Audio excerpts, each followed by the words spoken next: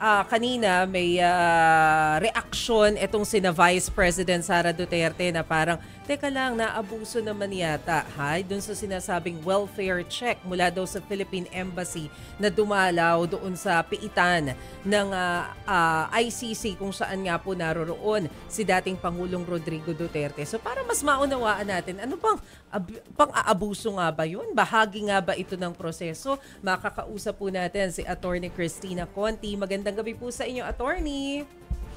Magandang araw. Good evening po. Attorney, pakipaliwanag nga po sa amin. Usual ba yon yung mga welfare check kapag ganyan na nakapiit sa ICC, yung mga head of state? Teka, hindi natin masasabing usual kasi pagkauna-unang pagkakataon natin na magkaroon ng Pangulo na sa loob ng detention facility. Pero, in general, ang intindi ko, talagang may mandato yung ating DFA, yung Foreign Affairs at yung Ministry, na i-check up kung anong sitwasyon ng kanilang mga citizens sa iba't ibang bahagi ng mundo. Kaya, yung mga nakakulong nga sa, sabihin natin, Middle East, medyo marami sa ganun, pinupuntahan ng embassy at binibigyan ng atensyon, binibigyan ng tulong. In fact, marami akong alam na merong legal team yung ibang mga embassy para kapag nasangkot nga sa gulo yung mga citizen natin, makakatulong yung embassy mismo. Dito sa welfare check, may ibang level may ibang layer dahil ICC ito. May sarili silang mga kalakaran, may sariling patakaran. Kung doon sa yung sitwasyon na binanggit ko, ito ay foreign courts, itong ICC ay international court. At meron, kumbaga, tayo mismo, pumayag tayo doon sa mga kalakaran niya. Ayon sa Rome Statute, absoluto yung medical consent ng isang tao, isang detenido, kapag titingnan ang kanilang medical check-up, yung medical condition. Pero kung welfare check lang naman, at dito medyo nagkakatalo yata, ano ba talagang ginawa ng embassy? Sumismis o totoong nagsilbi? Palagay ko sila, sa pagitan nila, ang mas malinaw na sagot tungkol dyan.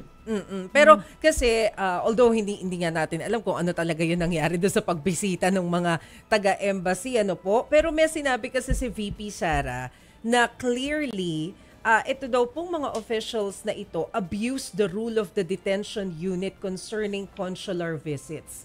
And dapat ba pinagpapaalam muna yun sa pamilya? Paano po ba?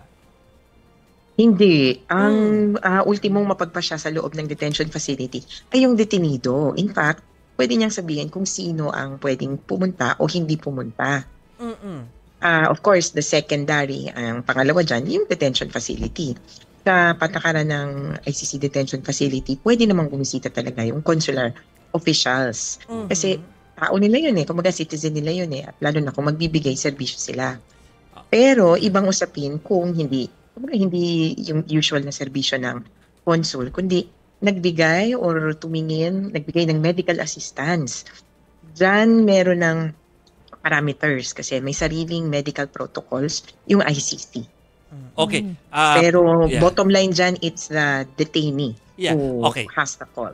Yan, in-underscore ni Attorney Conti yung yung linya about yung participation dito nakadetain mismo So, alam ko Attorney Conti na sabi na ni Maseco ano yung iniangal po ni ng anak po ni former President Duterte na kung bakit nabisita So para maging fair, nag-react na rin naman talaga ang ICC Attorney Conti.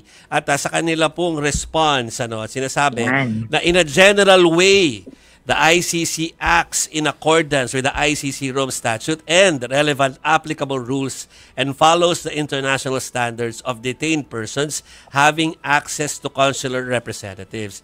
At ito yung sinasabi ni Attorney Conti po, na sinabi rin po ni Ginoong Fadi El-Abdallah. Sabi niya, such visits, if any, are strictly conducted with the approval or at the request of the person in detention. So hindi pwedeng hindi po ito alam ng dating Pangulo. Ano po, Attorney Conti? Oo. O kaya, hindi lang sa hindi alam, inaprubahan, tinanggap. Kaya lang, dito papasok na imagine ko, yung sinasabi kasi ng Duterte family ay parang naloko ba? Parang gano'n bibisita lang, kasi ganun yung konteksto ng abuso eh. Bibisita lang, mamaya check up na pala. Yun yung posibleng maging batayan ni Duterte mismo na, teka, naloko din ako, pumayag ako, bisita lang. Kala ko dadalhan lang ako ng, kunyari kala ko dadalhan lang ako ng prutas, maya-maya may doktor na.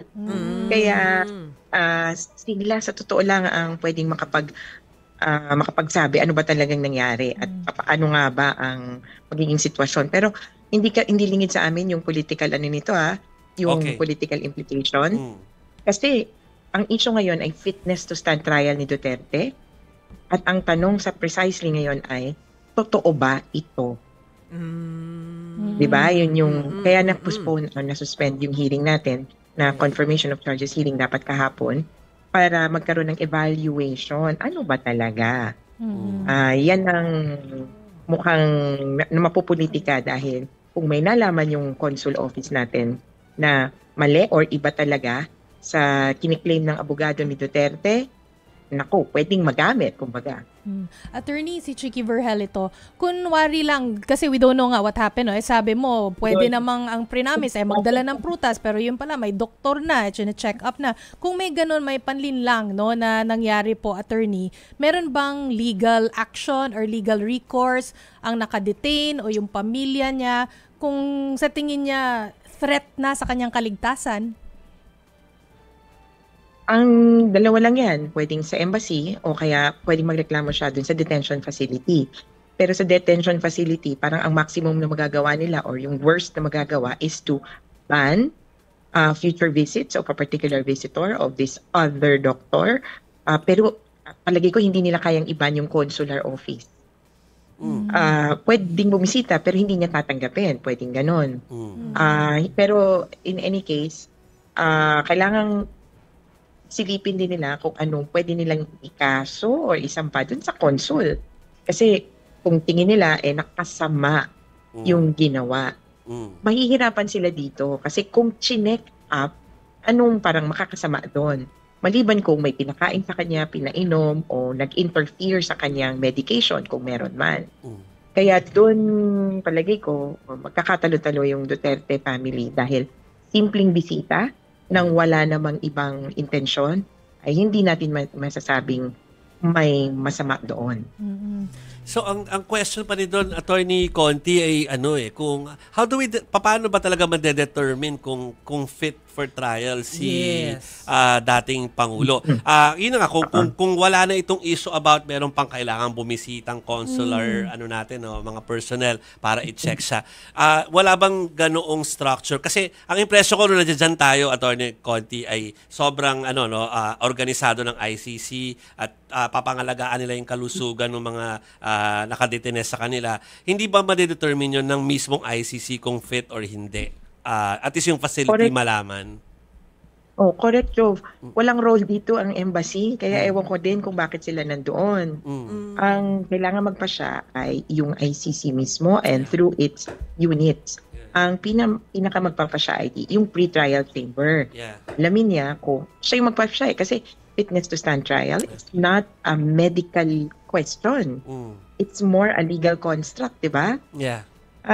Wala namang doktor fit ka to stand trial. Walang ganun fit to go back to work pa. Pero yung fitness to stand trial, hindi pang doktor talaga. Kaya ang ICC, ang ginagawa niya, kumukuha ng experts. Ang panawagan nga namin, kumuha na yung ICC mag-appoint. Yung judges mismo mag-appoint ng independent panel of experts. Suggestion namin yan kasi ginawa na yan doon sa previous case. Yung independent panel of experts magpo-provide ng opinion dito sa judges at yung judges yung ultimately magpapasya. Meron din of course suggestion yung prosecutor. Kasi sa ngayon ang nagsabi na unfit or not fit to stand trial defense expert. Pwede din namang meron tayong prosecution expert. At yun ang hinahanap ngayon, hinihiling ng prosec. So expert, tingnan natin kung anong kalalabasan. Correct. Pero ang pinaka-importante, independent expert na paniniwalaan ng judges. Yeah. Ako, alam ko meron pang gagawin si Attorney Cristina Conti, pero isang hirit na lang, Attorney Conti, ha.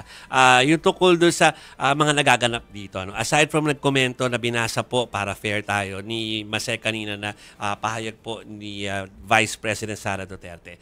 Yung pong mga tinatawag na kaalyadong mga senador ay nagkakanya-kanyang speech po kanina doon sa Senado para po talagang i-push yung pagpabalik dito ni PRRD, former president dito sa ating bansa. Kayo po bilang kayo ay nandito na rin sa issue na to talaga. Ano yung tingin nyo itong mga nangyayari ngayon na ganyan na may mga pahayag na lumalabas?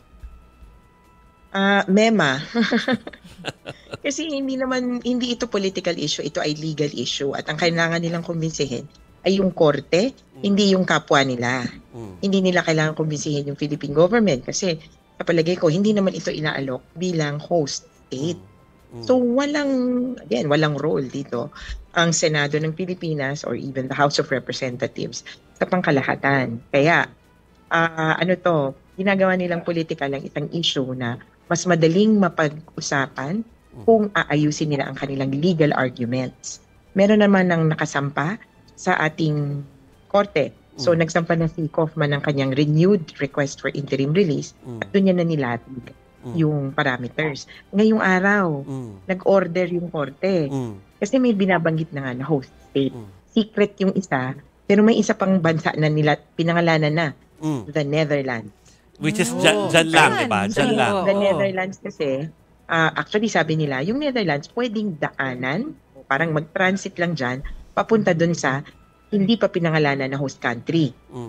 Or, sabi nila, pwede namang maiwan na lang din sa Netherlands. Kumbaga, dito na. Dito na, dyan na nga. Kasi at least, kapag may trial, pupunta lang. Madali lang. Pupunta lang. Yeah. Oo. Kaya lang, problema yon kasi kailangan nga lahat mag-input. At ang order ngayong araw ay for the countries to comment. Yung pa lang, ganun pa lang naman tayo. So mag-comment nga yung mga bansa kung payag ba kayo? Kaya nyo ba yung kondisyones? Yun yung importante At isa, of course, sa condition ay kapag pinatawag namin yan, nasa kustodiya nyo, kayong bahala dyan totally. Hindi magpapadala, walang pulis ang ICC. Walang ipapadalang pulis dyan. Pahala si bansa. Pag sinabi ng ICC, oy, balik ka na dito, maibabalik pa. Yung condition na yon, among others, ang kumbaga inaabangan nung court. Kumbaga hinahanap nila na kailangan may commitment kayo na totoong-totoo ba? Tama ba itong sinasabi ng prosecution? Attorney Conti, sa inyo rin namin nalaman yung pagkatanggal sa pagka-redact ng at least 2 pangalan na sangkot dito sa war on drugs Aguirre and Bato. Ano implication nun? Bakit hindi ako yun. Hindi pala ikaw. Ba minabasa nating lahat. Nabasa nating lahat. Nabasa natin. Kumbaga hindi ako ang nagsalita. Hindi si Attorney Conti. Pasensya na po. Pero sabihin, ano yung reaction natin? Yun nga, parang kasi redacted lahat ng names pero biglang merong 2 pangalang lumutang. Ibig sabihin matindi talaga yung role at kahit pa i-redact nila, hindi mo na, parang paano mo pa sasabihin na the blank ordered and implemented along the way, pag nabanggit yung command memorandum circular, sino pa bang blank? Di syempre, isa lang naman problema dyan si Bato de la Rosa. Kaya, parang unavoidable. And for me, it is a clear indication that warrants of arrest should be issued soonest. The name of Bato de la Rosa has always featured, featured in so many documents of the court, including yung investigation report nila. Si Aguirre pala, alam mo, sinilip ko, nabanggit na yung pangalan niya noon. Pero in the similar context din na, dahil meron siya mga binabanggit, mga statements, oo, talagang ang mga ganyan, dapat patayin, parang ganon. So, kasama siya nung incendiary speech. Pero yung act, wala pa akong makita. Kumbaga, may ginawa ba siya? Kunyari, kinover up ba siya?